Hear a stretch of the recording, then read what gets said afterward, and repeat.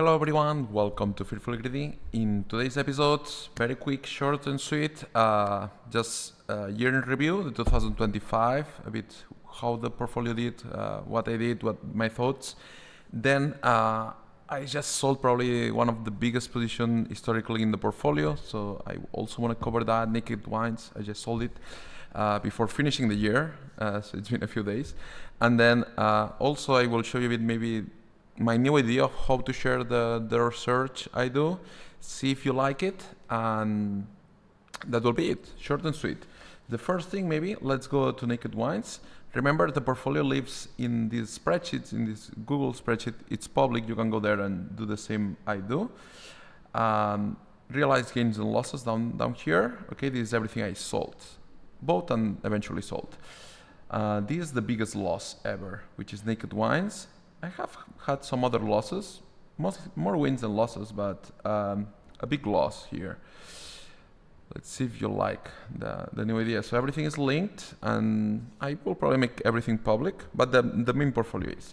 The first big loss, it's a 7,410 euro loss, and it's on the London Stock Exchange, it's Naked Wines wine. It's a spin-off of a local retailer, which was Majestic, that they acquired this online business. It was a direct-to-consumer wine business. There's videos and a lot of things in the channel covering it. But yeah, this was always, in some parts, like 20+% of the portfolio. The biggest net investment, like cost. So on cost, it's been the biggest investment ever in the portfolio, and it made the biggest loss. I sold after over 3 years or 4 years, really. Close to 4 years. So it's been a very long position there. Eventually, I netted 9,500 euros, and I invested do the math, but 16,000, something like that. Okay, why was it time in 2020? Well, last days of 25. If you see here, I sold on the 29th. The first thing is obvious, tax loss harvest. I did a big sell of Carvana last year, which would have been almost all profit, so a big chunk of that, 21%, 19% of that would be taxes. I sold other things, so maybe 21% of that will be taxes. So one is it's been losing for a while. It's good to sell at this point just to not pay so many taxes this year. Different managements couldn't fix it so far. It's probably the third row of management. The middle one, which was the founder, maybe he didn't run it for so long, but 3 managements couldn't really turn this around quick. And to be honest, no signs of progress yet. I also, after 4 years of holding this, I think I was probably wrong about the economics, or lied to, or whatever you want to call it. If you see the original video, which if you are interested in the idea, I recommend seeing, it was there would be this big problem in wine where the market would be, the consumer would be so disconnected from the winemaker, passing through a distributor, retailer, consumer, and then the winemaker gets no information of who eventually drinks that, and then also money, right? So Naked Wines would fix that, going direct to consumer. It was a website. They would purchase either grape or wine from the winemakers and sell it to their angels, which would pay a fee, a subscription, right? But it's not just a subscription of access. That money sat there, and you eventually had to spend it. So it had a lot of mod things that I thought really made this super cool. I don't want to go over it too much, but it was asset light because they didn't have to buy either the land or the winery or the warehouse. Everything was rented or bought the materials, not the place to do them. They could buy in bulk for all their wines, labels, bottles, corks, barrels, everything. The winemaker could get feedback from the customer, so they would make more of the wines that people liked and less of the ones that they didn't like. So this disconnect was maybe not a big driver, but a good driver. I thought, I don't know. To be honest, at this point, after 4 years, I still believe if the right person was running it from the start, not wasting so much shareholder money through the managements, this could have worked. But sometimes things were invented 20 years earlier or things like that, and they don't work. Then the time comes and it's the right thing. So they almost had 1 million angels at the peak. Now we're at half of that. The numbers were so different. Like here we could calculate like repeat customers. Yeah, they were great. We didn't fail at that. Repeat customers were great. But the new customers, it was very hard to get the repeat customers in. They couldn't find them. New customers, they were losing more than this, which is pretty ridiculous. Bit of talks of the time. Let's see the valuation a bit here. When I bought, they were doing almost $500 million on revenues. Break even, so they were putting 50 million in just to get more customers in, and they would saying they would get 3 times the money in 3 years, like, or 3 times the money in 5 years, something like that. Well, very, very good economics, right? And we were buying at 12 times standstill EBIT to total enterprise value. I thought it was a great deal. It just went through a big hole, all the pandemic hangover, all of that, okay? It didn't pan out. I'm not here to keep waiting on this turning around. I always keep an eye on Naked Wines if things look very different. I never say never, but for now, I would have to really see a huge change in this company. And probably it's best for everyone that I just don't go back to that. Then I said no sign of valuable client discovery. They couldn't find those old cohorts anymore, and the huge shareholder loss for so many years in a row. And it has been a dog for too long. I remember from an interview from Guy Spear many years ago that he said that, well, a checklist is something that I've used in the past. I more or less have a mental checklist. And one of the lines in my checklist was, if you invest in something, wait 3 years. If it does nothing, you can get out. It's been over 3 years. And it's not done nothing. It's been getting worse and worse. And yeah, always that idea of that it could have been different.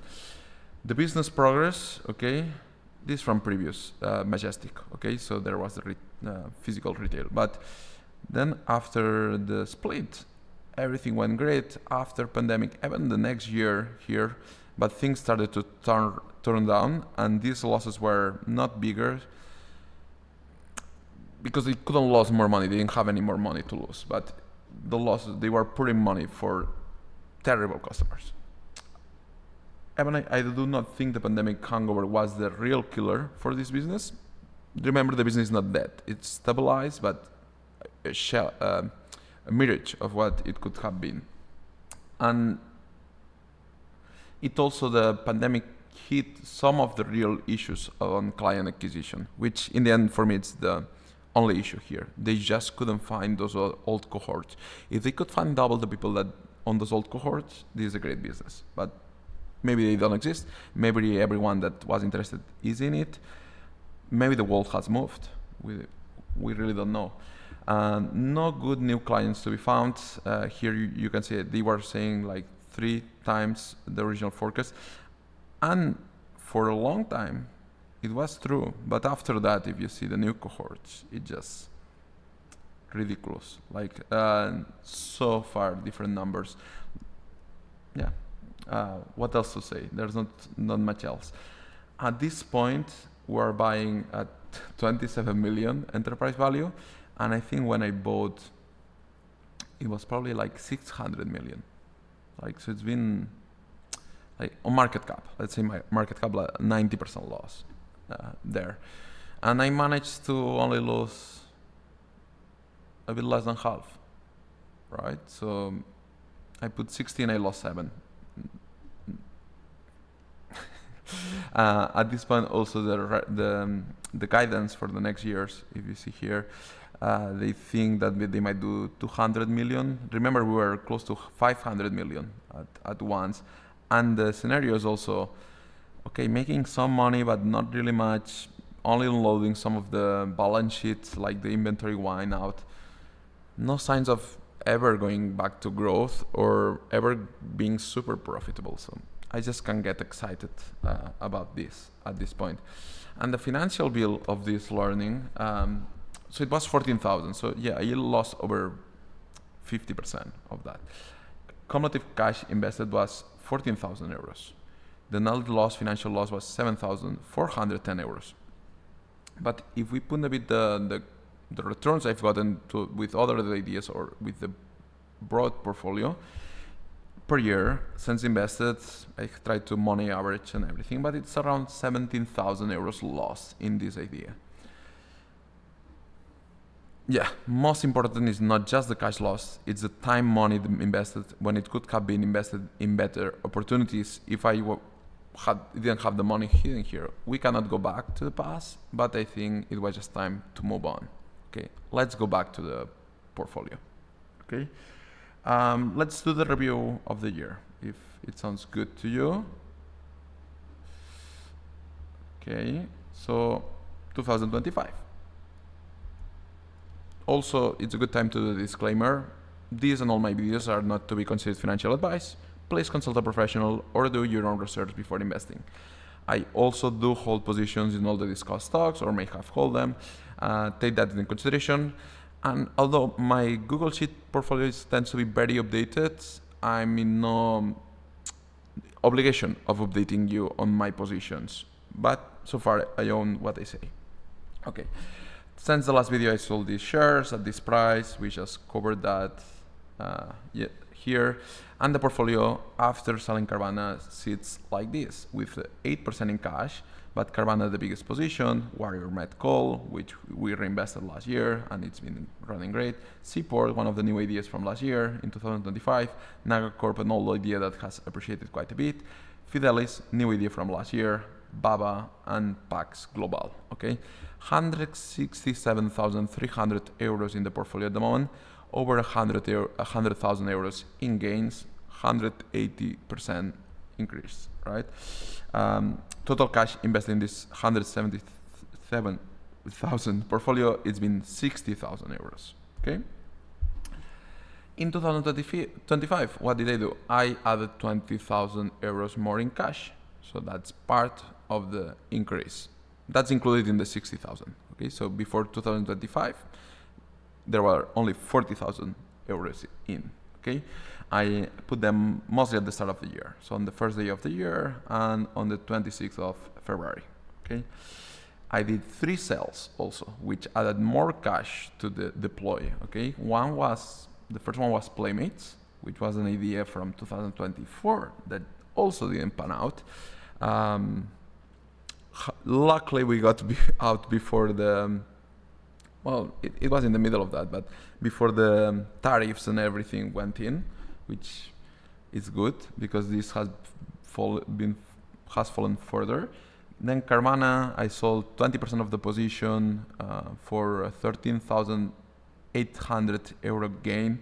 If you don't know the portfolio, it's been running on Carvana. Carvana has been the best thing ever for the portfolio. And we use some of that cash to buy other things. Also, on the last days of the year, I sold Naked Wines. This kind of takes half of that profit here, which makes it so only I have to pay 1,100 euros in taxes. Okay, more or less. I still have to do my tax returns, but more or less. There were buys. So in green, the buys.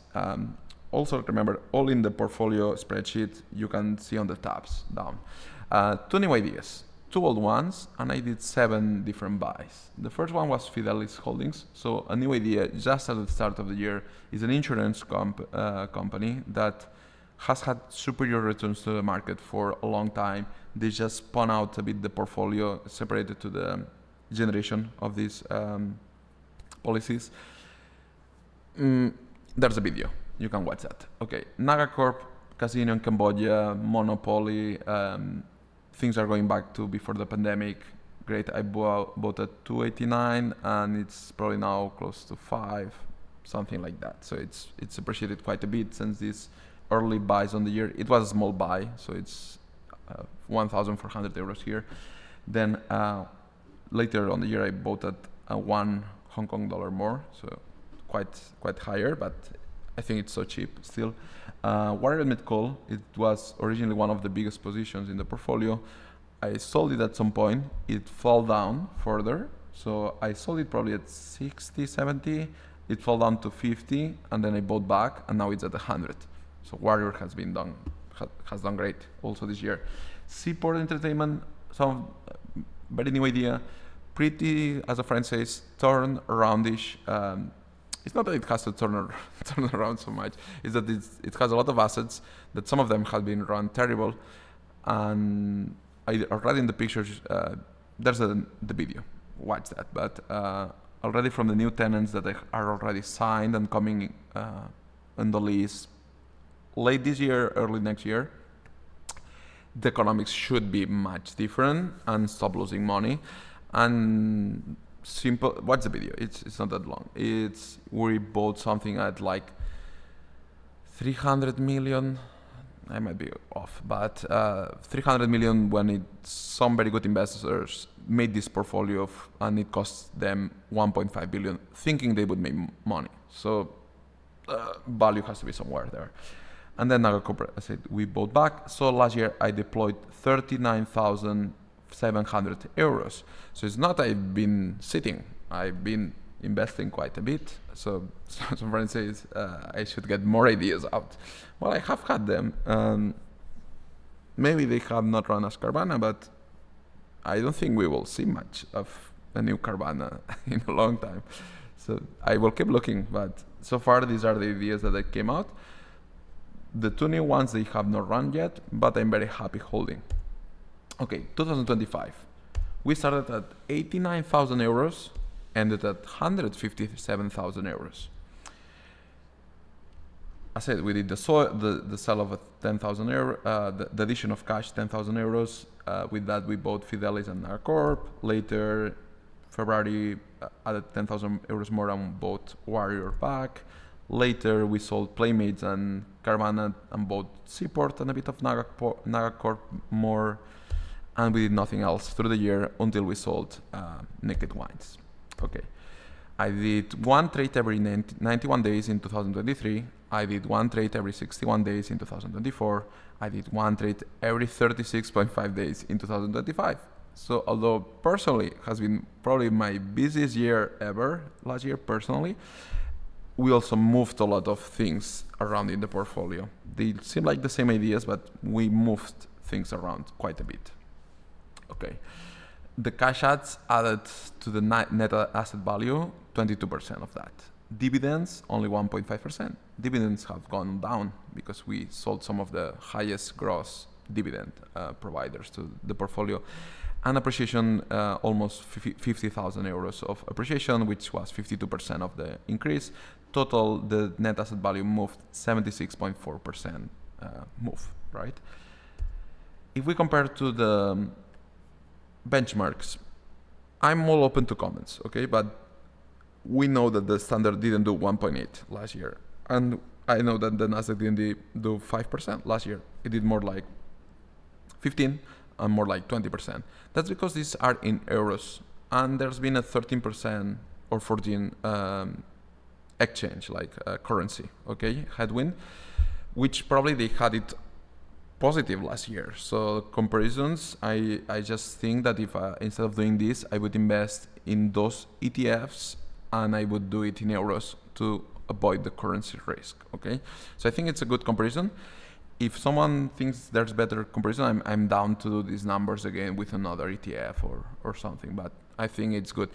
I did 57% money weighted returns in 2025, which I think it's over what I expect in a year. It's pretty much quite over. In 2024, this is the important part, I have looked at 261 companies from which I got 2 ideas. In 2025, I have looked at 297 companies from which I got 2 ideas.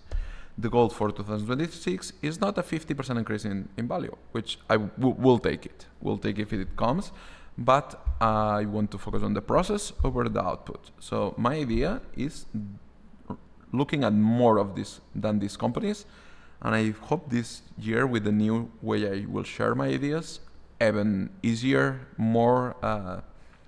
So I'm excited for 2026. Okay.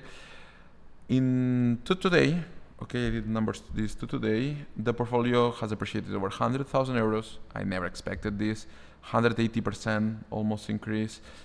It's been 2019 days, over 5.5 years of portfolio. I wish I did more videos and I found a way to do them more easier for me. But if you enjoy the videos, please comment and like. I think with the new format, I will be able to do it easier and better. But this has been the performance, and so far 2026 has started pretty good because we ended the year 157,000. We're 10,000 up, so not bad, not bad. Okay, let's go back to the portfolio and see the new sharing of the research. Okay, down here there's the research button. So far it's hidden. What I mean hidden is that if you click here, probably you don't get access to the document. I think if I clean it up a bit, I will be more willing to share it because I don't want to put something that I wrote 3 years ago that I think it was one price and then they did a split, like they did a share split, right? And then the number doesn't make sense anymore.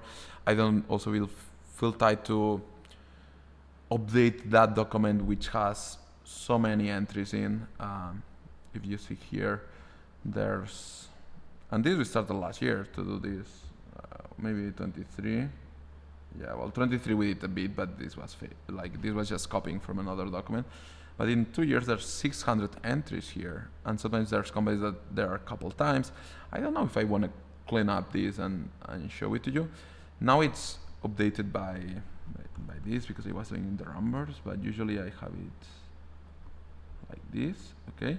Where, for example, I have a new idea and I do like this, and we add a line. I have the ticker, the logo, the sector more or less. Sometimes they have notes, so I go here and I write some notes if I don't feel like going further on the idea.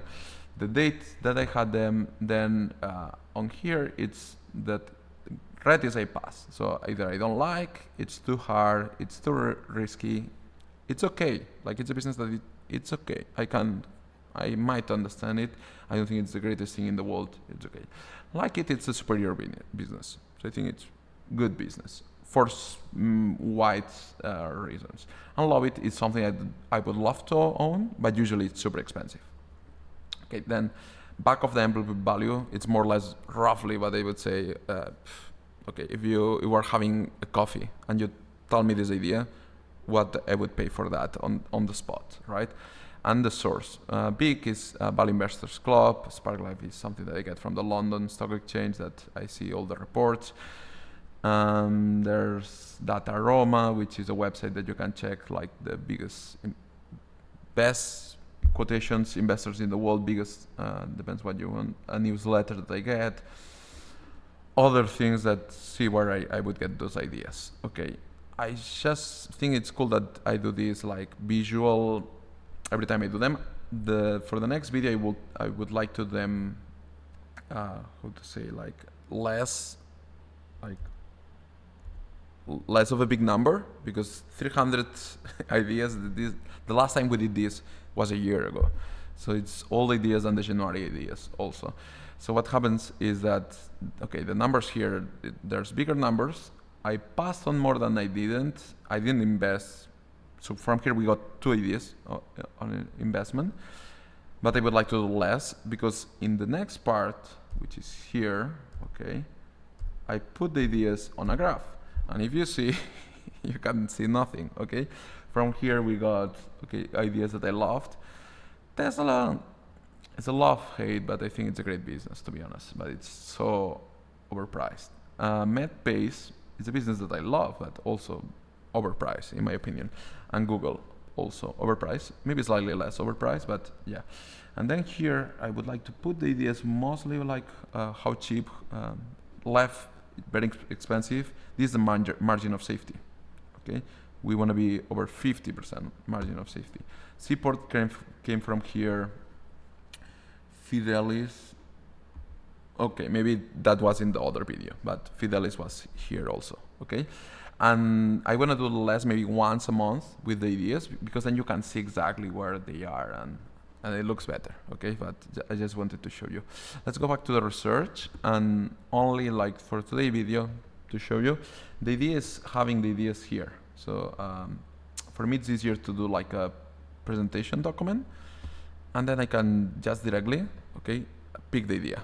This is an example, but it's an idea that I actually thought about it for a bit. This is a spin-off from Unilever. They took all their ice cream business, which tends to be lower margin than their consumer goods business, and they spun it off, and they call it the Magnum Ice Cream Company. It's ice cream, okay? The biggest ice cream company in the world. It's one of my favorite ideas in the last couple of months. We'll see if the price is right. We'll see what it is, okay? But it's a research project I can get behind. I really like to do going to a supermarket and getting these ice creams and see if they are actually any good. Okay, what is it? They have a lot of local operations where they make the ice creams locally. You don't make ice creams in the US and ship them to India. That's not how it works. You make them locally. Keep in mind, it's not like doing cookies, that they can travel maybe a bit better. Ice cream, it's a cold ice logistic chain, okay? They have over 1,000 patents, 150 research agreements, 71 trade secrets, 125 registered design families. Number one ice cream player in the world. They do 8 billion in euros. Everything is in euros here. And they say they do 1.3 billion in adjusted EBITDA. Don't take this number. As you know, EBITDA is bullshit earnings. Adjusted is like next level. But they have 21% global retail market share. So ice creams bought in supermarkets, they sell 21% of those. That's a big market share.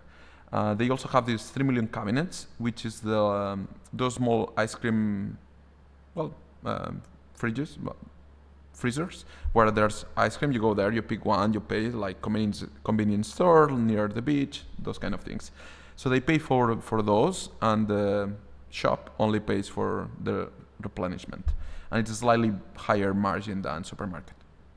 Okay, 4 of the 5 biggest brands in the world, it's them. And they own 90% of those brands, and they do some licensed brands. Next. You would think that, a bit provocatory, but is it melting? Like, are sales growing? Are people eating more ice cream? Are there more consumers? So I did a bit of research. I like to do this, that where we go to these reports. If you see now, what is it? Okay, 5K here. What is it here? Okay, how do we buy this report? 5K. Okay, what else? Can we? Okay, 4K here, a bit cheaper with discount. I don't think you get much here, to be honest. And this information that we get in this report is perishable. Also, you can come to these ideas from other things. Also, it's ice cream. Like, how complicated can it be? And this mostly for like last quarter information, that if you are trading the things. The idea here is, do we like the biggest player in the market? Is it losing market share? We like the valuation. Are we eating ice creams in 10 years? Those are the big concept ideas. If we check one of the reports, okay, we see that it's a pretty high growth business, okay? But read it if you want. If we go by amount of money, yes, it's like that. And another thing that we can see is that there's the impulse and take home. Okay, impulse, it's out of home. Take home is a supermarket, and you buy it home. And it tends to be like 50-50 is impulse, higher margin. Okay, not in this one. I wanted to wait. Another one.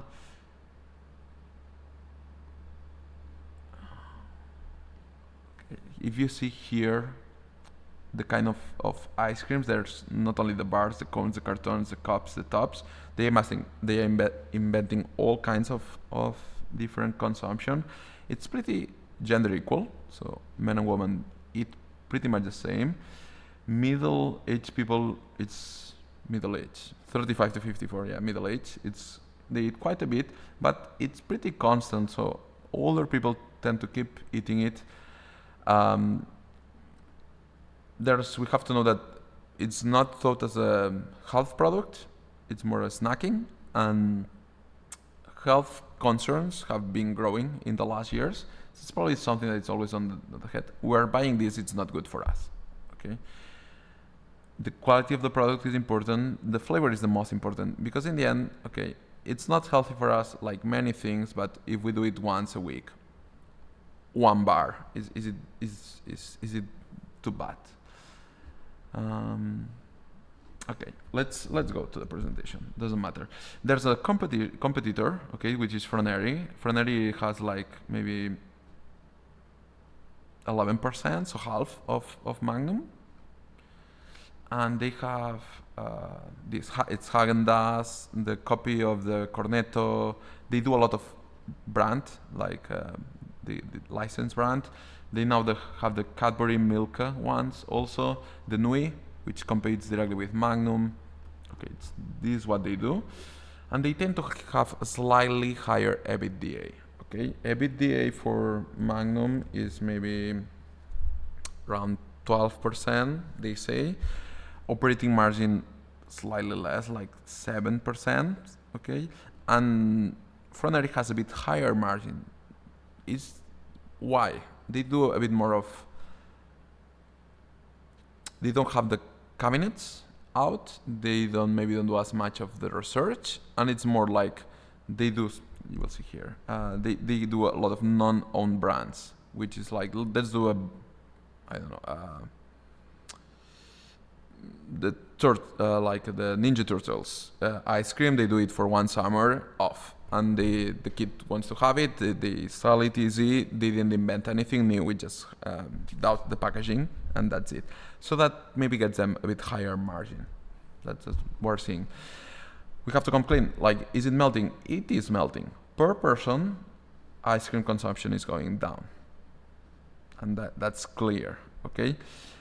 But the most important graph that we will see today is that ice cream is very well correlated with petroleum consumption in Italy. I'm making a joke here. It's not really correlated, but you can make anything correlate. So what I want to make you think about this is it's most important to think for yourself, not much else. Main idea for Magnum. They are the biggest player in the most developed parts where most ice cream is consumed. If we go here, world consumption of ice cream, all these markets, United States, Canada, UK, Australia, France, Spain not, but all of these markets, they are either number one or number two like position. Like, look at this. Turkey, number one. Germany, UK, Mexico, Italy, China, number two. France, Philippines, India, number two also. Like, they are these brands, and what ends up happening is that, okay, there's a lot of global competition, because if you see, there's like the duopoly and these other players here. So they end up taking this big brand, and if you go to the supermarket, it's probably the ice cream you are buying. Okay, key ideas, 5 key ideas. First, the 3 million cabinets. We have to think that they have 3 million cabinets deployed, and with room to more, it's a big lever and a part of the moat. Those business relations and all the real estate it covers, having all these ice creams there displayed to customers in their consumption areas, near beaches, near stadiums, it's an important factor. And they are the number one player, pretty much everywhere, number two in other parts, and increasing market share in those. Number two, there's easy local competition, but it's not easy to be a global competitor. If you see, people say at a very low margin, and these are big business, huge, Ferrero, Nestle, General Mills, huge business. For them, it's very hard to compete here. What ends up happening is you make a local brand of ice cream because you have a nice milk production there, or maybe other ingredients. You are good locally, and you make a good valuation. They come in, Magnum comes in, Froneri comes in, and they say, okay, we give you 300 million, sell us the brand. And then their power is they put that ice cream everywhere in the world, because they have all that distribution and distributed production facilities and all the cold logistics. And this will keep happening. I don't see any of this or a new brand just coming in, because they will get bought out. That's what happens time and time a year for the last 50 years. Then growth versus volume. Okay, great idea, we just covered that. Dollars are going up, dollar per ice cream is going up, pound per person is going down. Think about that, what do you think? Okay, premiumization, that's what I wanted to find, but I couldn't find. But we're buying more premium, more expensive. So when people eat ice cream, they choose special ingredients, more complex and more premium, which is gaining share and not losing volume even. So premium is staying afloat, where value is losing market share. It's still growing in dollars, but losing market share.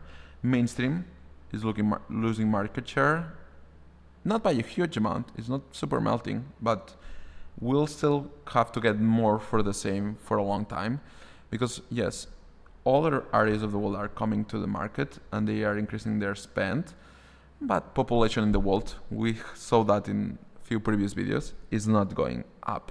Population in the world will pretty much plateau and go down from here. Health potential, this is something that it's a silver lining, okay? Brands that are doing high protein, reduced sugar, low calorie, they are growing the most. So I don't think we'll stop eating ice cream. We'll stop eating a lot of maybe of the not so healthy ice cream, or less of that, and maybe on a special occasion and in small bites. But what we'll do is eat more premium ice cream. I don't think my kids or my grandkids will stop eating ice cream. I think they will eat it still on the beach, by the pool, good time, indulgence. But there are also the energy hydration supplements, so fortified ice cream like calcium ice cream or magnesium ice cream or multivitamin ice cream. Imagine on the weekend you are doing something bad, but the same ice cream pop is giving you the multivitamins for the day. So maybe one cancels the other. Low sugar or lower zero sugar. Probiotics, it's a frozen it's a frozen product, so maybe it preserves the prebiotics better than dried or heated, so not buy. And protein, they are saying more and more that we need more protein in you. Okay, we will not become a nutrition channel. Okay, but those are the main 5 ideas, and with this you should think about that. What's the bill? Okay, what's the bill? I said 8 billion revenues, 8 billion market cap, so one-time sales. Do you want to do EBITDA? 12% of that, so that's like $1 billion something. You can do operating, which is less than $1 billion, maybe 800, 700. Free cash flow, maybe we're a bit lower. We're on the 700 million. So we're at between, depends on the metric you want, we are between 7 times earnings, free cash flow, 7 times EBITDA, to the other part where maybe we're 12 times, 13 times free cash flow. Okay. Also, think about this. They just put out the best numbers. They are doing the roadshow, so they put the best numbers out, and probably what I think would happen is that in the next couple years, or maybe next year, mostly couple years. I did a mistake here, so let me do this. Wanted to show this also. These are also extra investments from the one-off separation costs. Okay, so think about that. This what I meant when they said that they put the best numbers ever. They were showing higher margins than ever, and they will probably be lower than this. Also, we saw the roadshow and there was no debt. There's already now 3 billion euros in debt. Okay, they just did a debt offering, debit bond issue. Okay, So it's not 8 billion market share and enterprise value. Now it's 11 billion enterprise value. So the numbers are changing a bit. My idea is that I love the idea, I love the product, I love the long term of this idea, but I would like to see them have lower returns, maybe increase market share, but have lower margin, which I think the current investors, they won't like that. And maybe we have a better entry point. So that's my idea. I think this idea at the moment is sitting at 14 euros, the Amsterdam share. And I think if it's under 10, I like it. That's the thing. So it will sit in the portfolio, in the research document, and stay there. And this idea I like, so I will keep looking at it. If it goes under 10, I would like to buy. But I will keep now going back to this document and keep adding ideas, keep looking at them. What I will do is a small presentation like this every time I like something, and come maybe once a month to share the 2-3 ideas that I liked, do a bit of the report of the month, and that will be the channel. Let me know what you think. Okay, take care, see you, bye bye.